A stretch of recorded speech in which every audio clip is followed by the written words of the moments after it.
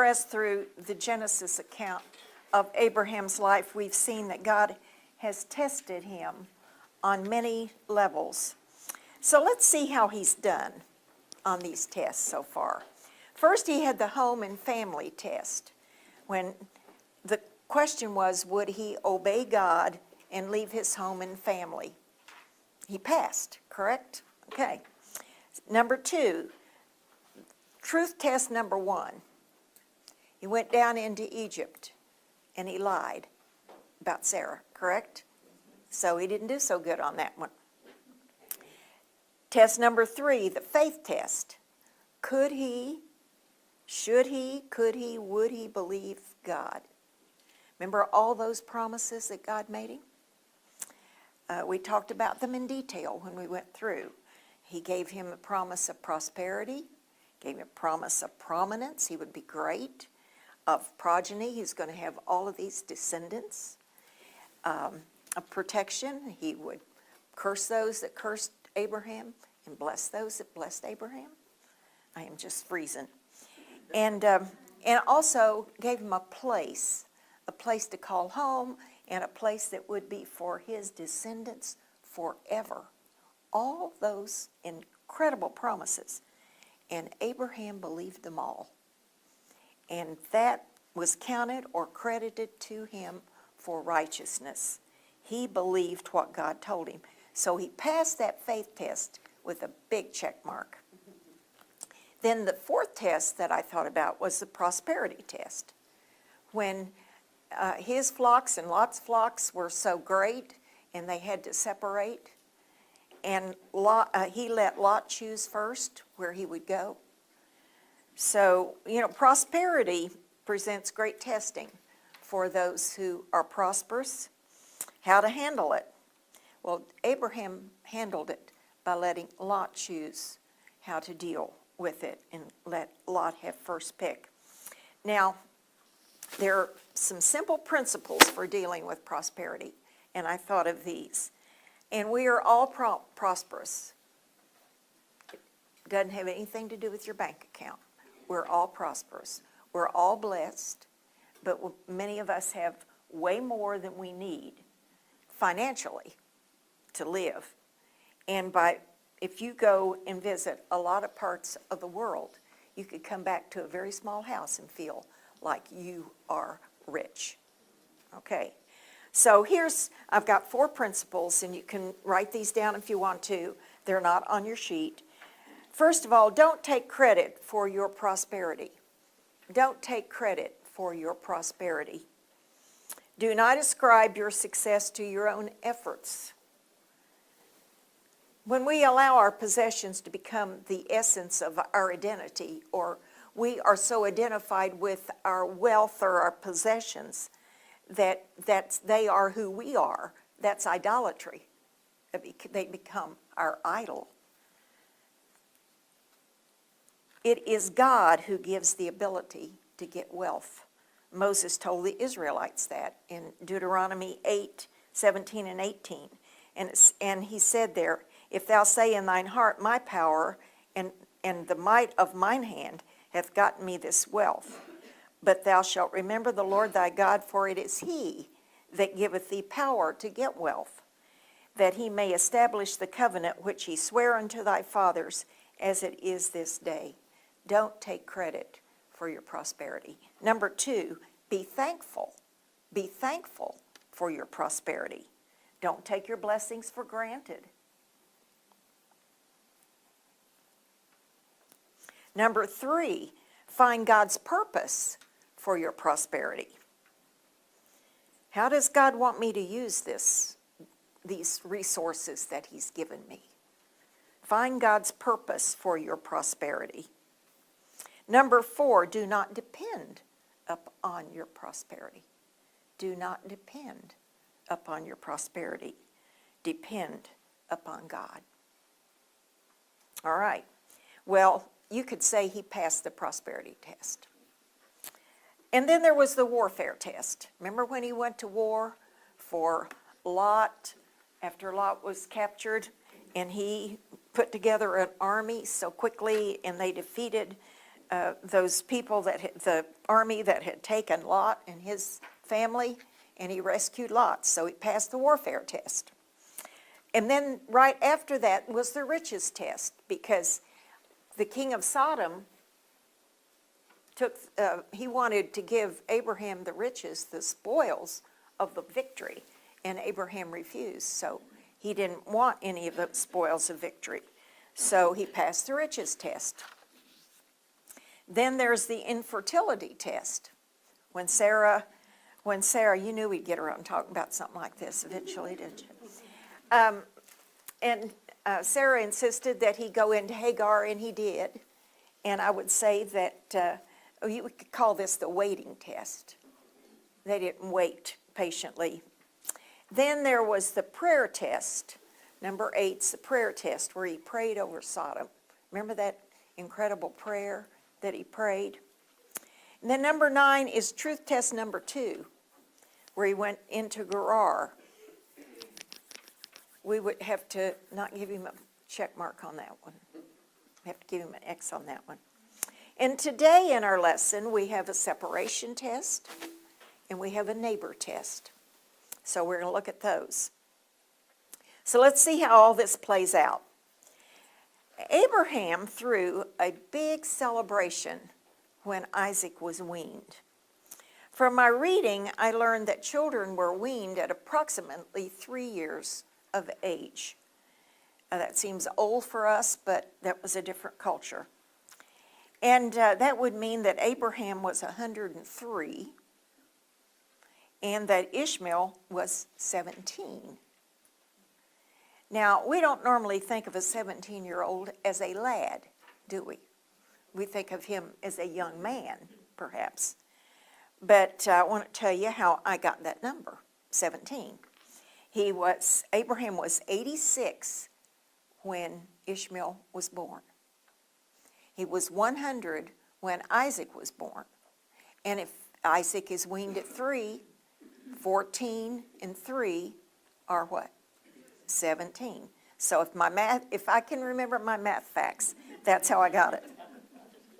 Well, in the midst of this celebration centered around Isaac, it could have been a sort of like a big birthday party of some sort, like you might see kids have today. Sarah probably went on Pinterest and got all these great ideas, and had everything decorated to a certain theme. And I thought, what kind of theme could you use for a weaning party? And or maybe they rented one of those bouncy houses. You know how that goes. I know that's silly. I know it's silly. But the point is, they made a big deal out of it. And then we see the mocking of Isaac. In the midst of all of this celebration, Sarah noticed that Ishmael was making fun of Isaac. What form this mocking took is unclear. I tried to imagine how this would have been. We've got a 17-year-old and a 3-year-old.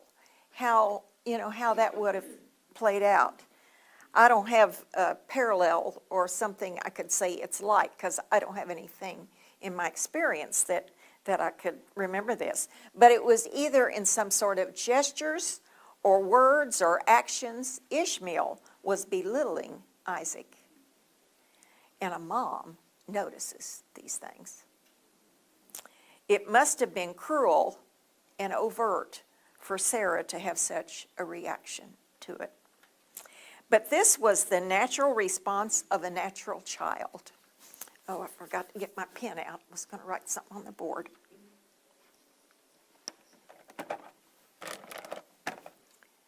This was the natural response of a natural child. You don't have to teach a child to act out. You don't. It just comes naturally. Ishmael was acting out of who he was. He was jealous of this little boy, Isaac. For 14 years, he had been the main thing, the main man for his father. But now, Abraham has a new son. And I think that maybe he's thinking in his mind, nobody ever threw a party like this for me.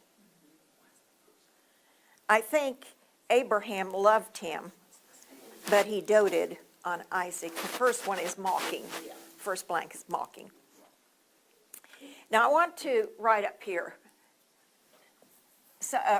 a truth. Spirituality is not hereditary.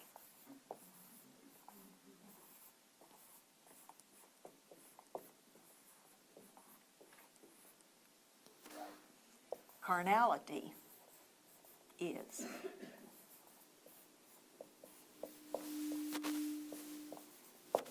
Carnality is. By carnality, I mean just the flesh, the sin nature. That's what I mean. And Paul reveals the mystery of what's going on here.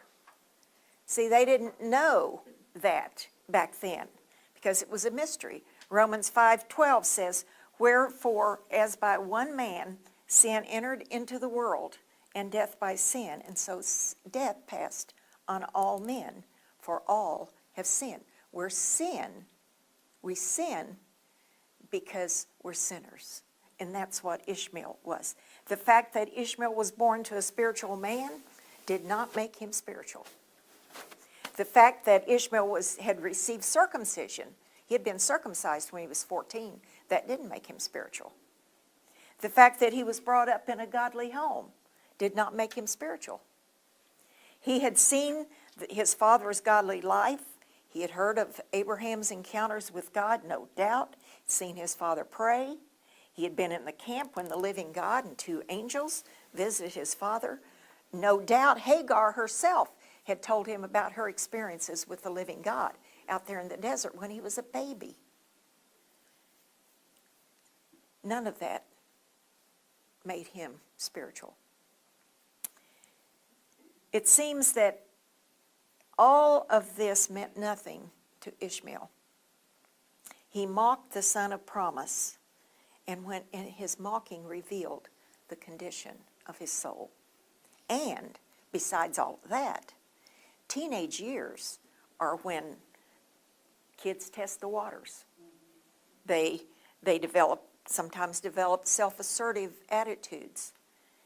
Resentment, jealousy, and hostility to the plan of God that was centered in Isaac is what he was mocking, I think. This plan of God, all of this jealousy and stuff about that had been stewing in him, been building up, and it came to a surface in this case. And from where we view history, biblical history, and all of this from, we can see by extension that when he mocked Isaac, he mocked Christ. So it was very, I thought this was a very interesting episode, but whatever was going on here, it was not tolerated by Sarah. She would, I think it would be safe to say that Sarah lost it. She became unglued. This cannot continue. And the message from Sarah was, cast out the bondwoman and her son. Get them out of here. Ishmael has no part with Isaac in the covenant promises. Now, we don't get the impression that she made a suggestion.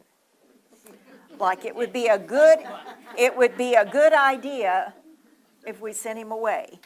Or maybe we should think about this. Or let's develop a plan to phase him out. No, it was get him out of here. ASAP. Urgent, as they say in the medical profession, stat.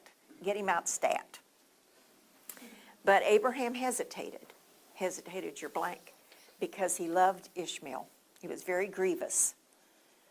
And this idea must have cut Abraham to the heart. You can well imagine. Because he probably had not noticed. Men don't notice some things. You know that, don't you? But he probably didn't notice what Sarah had noticed. But she had seen it. And she spoke a spiritual truth. She spoke a spiritual truth. She was right in this case.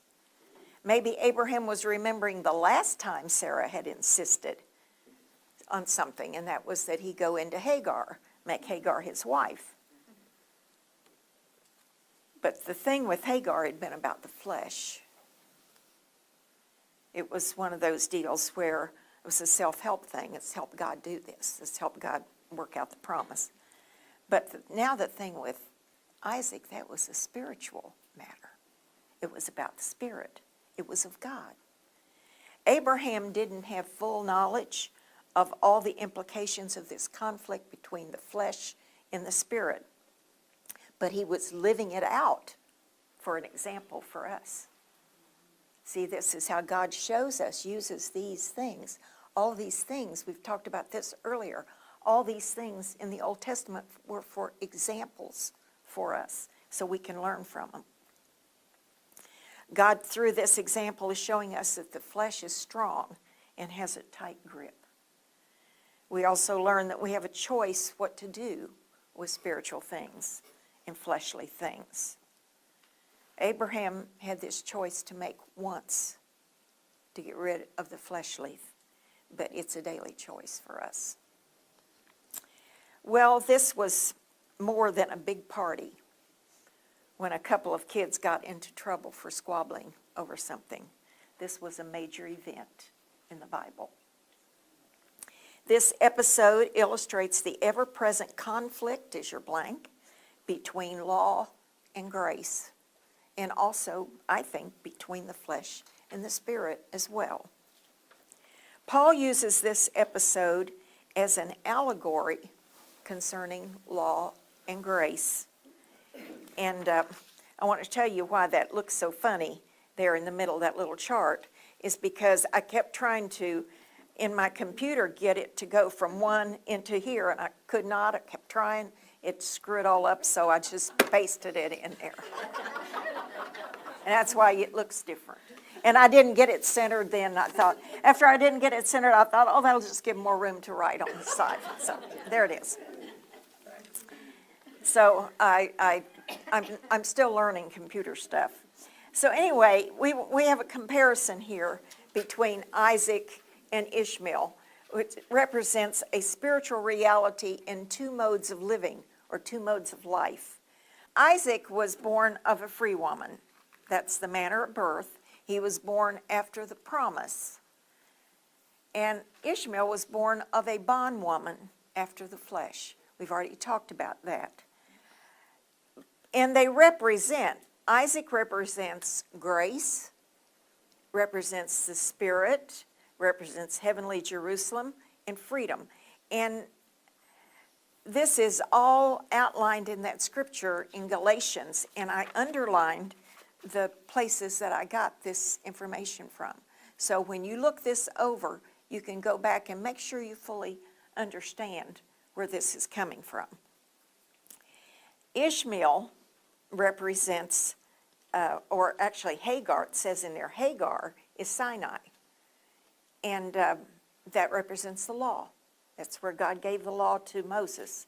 And the covenant of law, which was binding and was enslaving. And it was frustration because they promised to obey the law, but they found they could not obey the law within themselves. So, and it represents the earthly Jerusalem in bondage. So that, make sure you understand that. Go back and just do me a favor, go back and really look at that. In your box, concerning the events in Genesis 21, 8 through 14, the actual events illustrate a spiritual truth. And on the other hand, the spiritual truth that Paul explains in Galatians, I don't have that printed in there, but that's what I'm talking about, illustrates what's happening in the actual situation. The events illustrate a spiritual truth, and a spiritual truth illustrates what's happening here. It's kind of, that makes sense? Okay. When Paul wrote Galatians, the new believers in the Galatian, it should be churches, it was more than one church, Mostly Gentile believers in Paul's gospel of grace were being bombarded by outside influence to add Jewish beliefs and practices to their newfound faith.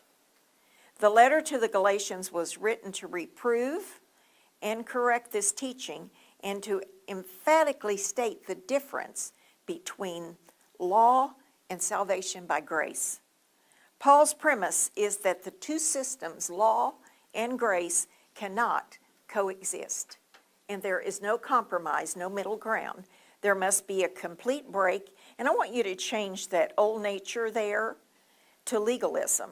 Just strike it out and put legalism above it somewhere.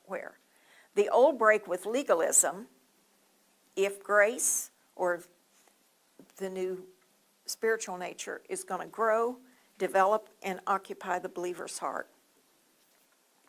Ishmael, the law, must be removed so that Isaac, grace, may grow. The fact that we as spiritual believers continue to coexist as the Spirit fights with the flesh, we still coexist with the flesh, but we don't coexist with the law. Does that make sense? Okay, I just feel like I'm not explaining this very well. While Abraham is agonizing over Sarah's demands, he is confronted by God. And God told him to listen to Sarah. And he tells him to turn your attention toward Isaac. Reminded him that Isaac was the one through whom the promises would come. And he says, you must let Ishmael go. And Abraham is comforted by God. First he's confronted, then he's comforted by God. He said, don't be upset, don't grieve over the lad and his mother, because this lad has a great future for your sake. It's not up to you, Abraham. This I will do. I will bless him for your sake.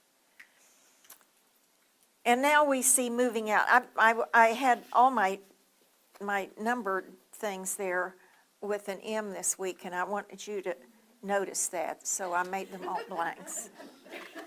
I don't always do it. I don't always get them all with the same letter, but I got them all with M's this week. I was so proud of that. I wanted you to see it. Well, the next day, he gives Hagar bread and water. Now, did this seem like meager provision for a man so wealthy as Abraham? Why didn't he give them cattle and tents? At least a donkey. Come on. Well, when I thought about this, at first I thought so. And then I remembered the character of Abraham. He did what he thought was best for them. If he had sent them away with wealth, they might have fallen prey to robbers.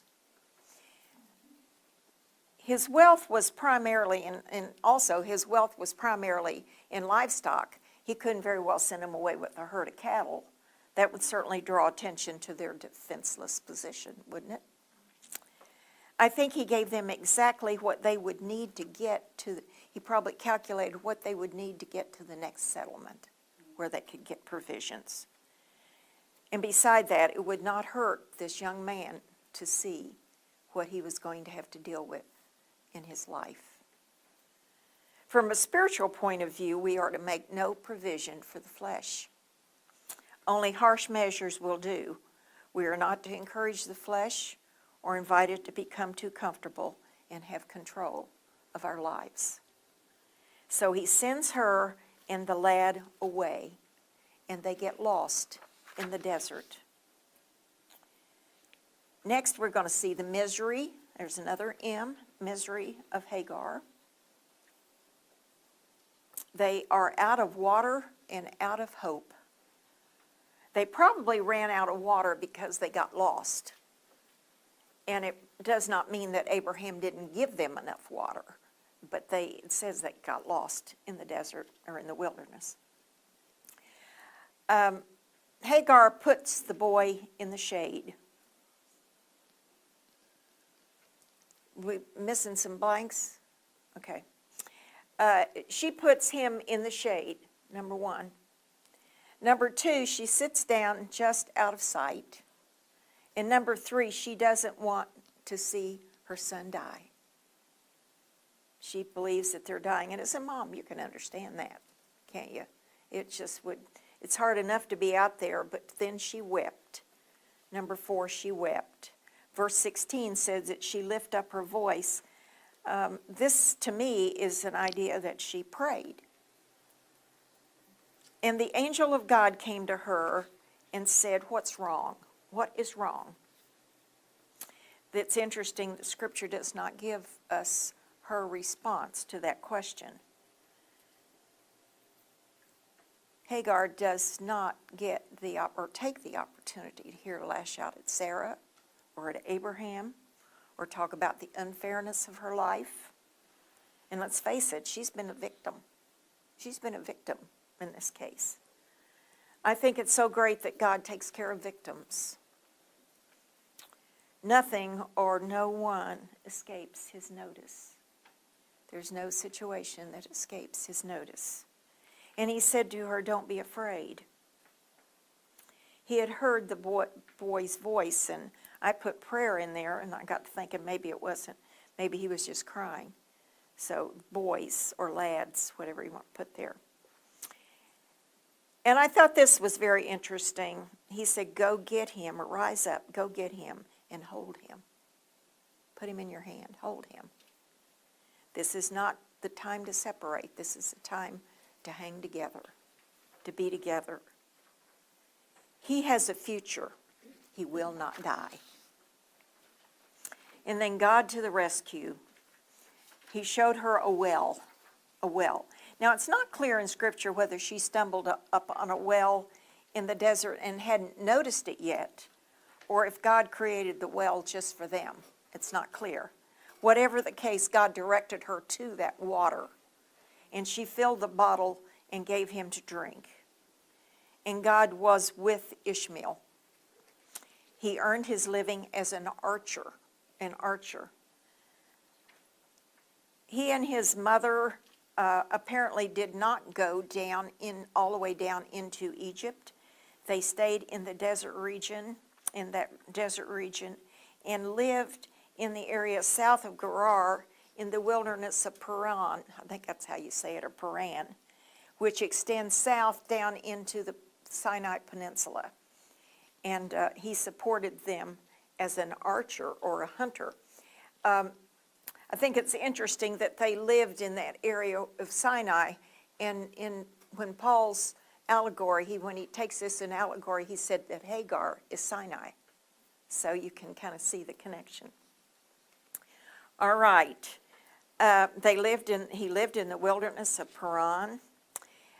Hagar found him a wife in Egypt. She evidently must have had still some family there or some family connections in some way in Egypt, and she found her son a wife there. Genesis 25 gives us some more information about the family of Ishmael. In chapter 25, verse 12, it gives the generations of him. Verse 13 through 15 give the names of his sons. Now, I'm not going to read those names. If I read them, how many of you would remember them? And I can't say them, so I'm not going to read them. Just remember, if you ever need to know them, they're in Genesis 25, okay? And Genesis 25:16 says, "These are the sons of Ishmael, and these are their names by their towns and by their castles, 12 princes according to their nations." These were important men. They named towns. They had castles. They were princes. This indicates some sort of hierarchy of some sort within that culture, that they were royalty. They were great in their time, in their country, or countries. I don't know exactly what all that means, but they were important. They were influential. They were powerful. God keeps his promise to Ishmael.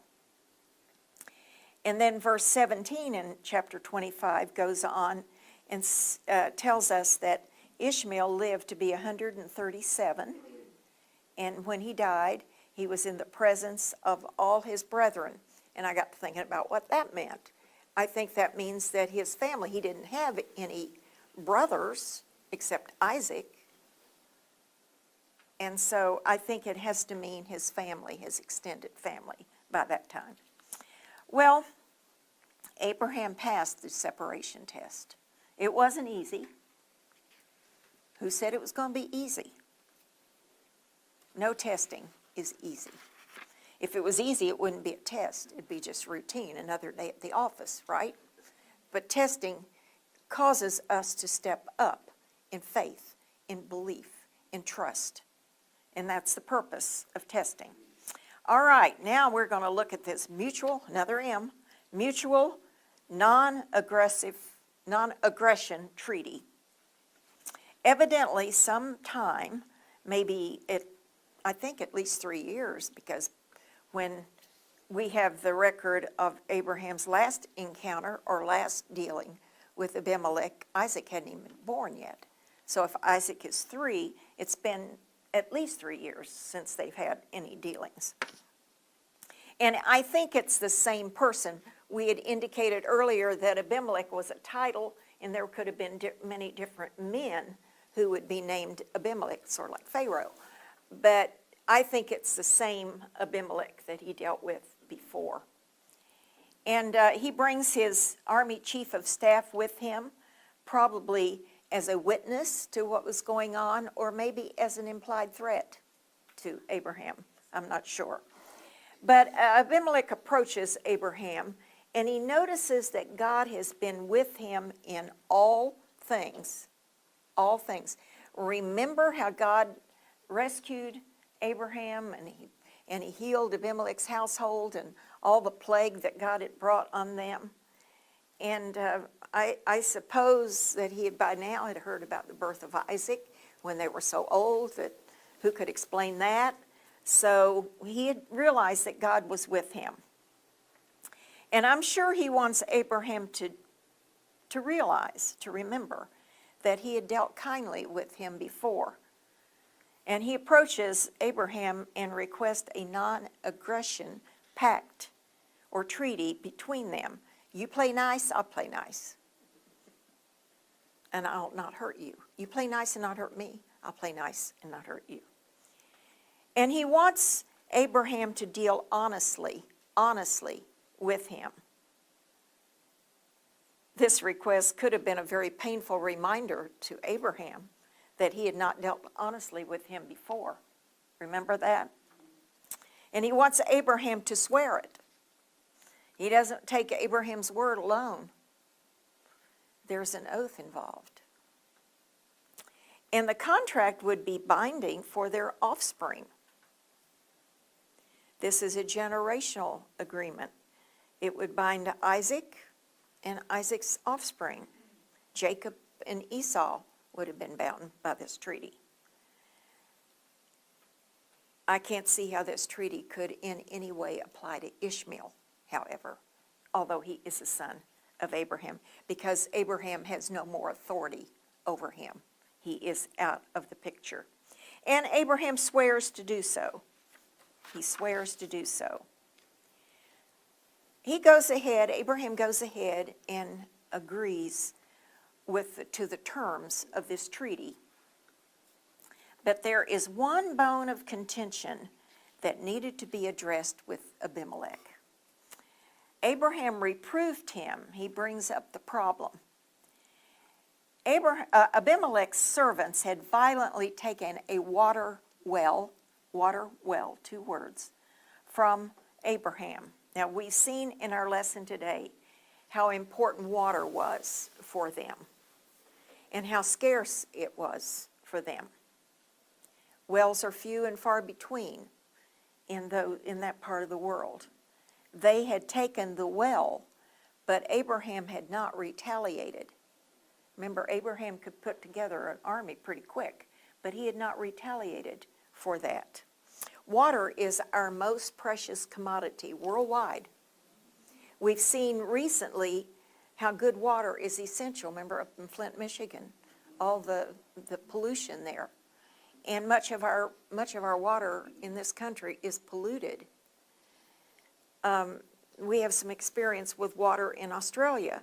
Australia is a dry continent, and water, they take care of their water resources very well. They collect water, they ration water.